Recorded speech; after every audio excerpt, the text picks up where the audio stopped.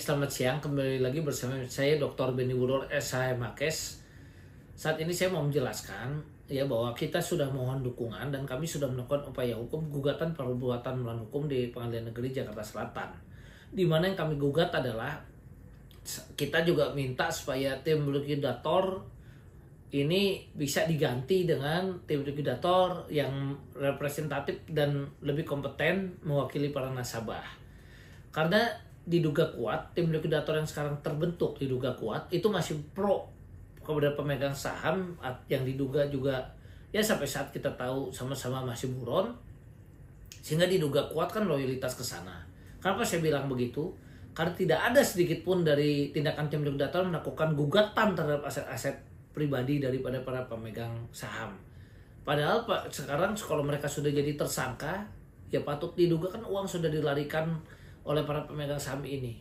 Kok jadi tim likuidator hanya membagikan aset-aset yang di Wana Arta? Kalau aset-aset di Wana Arta kan diduga kuat sudah tinggal remah-remah. Ya mungkin nasabah juga hanya kebagian jadi kurang dari 1%, bahkan diduga kuat kan seperti itu. Atau 1% lebih pun juga tidak mewakili, karena dagingnya yang besarnya itu ada diduga kuat oleh pribadi yang diduga buron. Nah tapi seolah-olah diduga kuat tim likuidator ini hanya mau membagikan yang aset di perusahaan yang diduga sudah jadi remah-remah, padahal tim likuidator seharusnya sudah bisa bertindak. Contoh, tim likuidator kenapa tidak memohon misalnya pilot?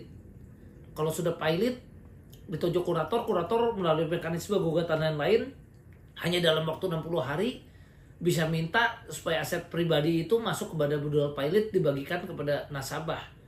Ya dengan pembagian lewat kurator misalnya. Ini kan enggak, tim likuidator juga tidak mau mempilotkan daripada perusahaan ini sendiri. Kemudian tim likuidator juga diduga kuat mana melakukan laporan polisi terhadap pemegang saham. Kemudian apakah tim likuidator telah melakukan gugatan perdata misalnya untuk minta penyitaan aset-aset, kan tidak dilakukan. Nah atas dasar dugaan-dugaan hal seperti ini yang mana juga diduga kuat dulu bahkan tim likuidator pernah memberikan form yang mana seolah-olah kalau sudah daftar itu nggak bisa lakukan upaya hukum apapun lagi, diduga kuat seperti itu ya. Kita nggak boleh tuduh, tidak boleh fitnah, nanti kita cek lagi. Nah ini yang membuat kita melakukan gugatan perbuatan melawan hukum supaya dilakukan tanggung renteng. Jadi yang disita itu kalau bisa bukan hanya aset perusahaan tapi juga aset pribadi untuk dibagikan kepada para korban. Nah adapun kalau memang kita kan soalnya kemarin nasabah ini yang percaya kepada saya kan cuma sedikit. Memang kami melakukan gugatan mohon ganti rugi.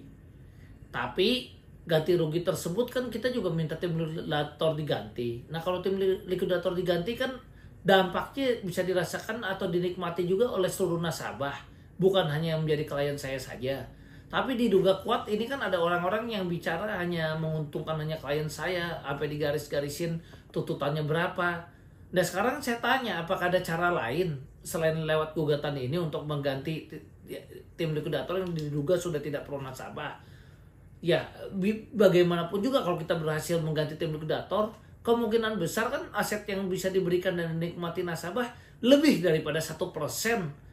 Tidak seperti sekarang, karena mungkin tim likuidator kita akan mencoba mencari juga dan melakukan upaya-upaya terhadap pribadi-pribadi atau para tersangka ini. Nah inilah yang harus dipikirkan oleh teman-teman nasabah untuk apakah mau memilih kompak atau tidak. Dan silakan memilih apakah saya hanya pro dengan klien saya atau pada akhirnya berdampak kepada seluruh nasabah.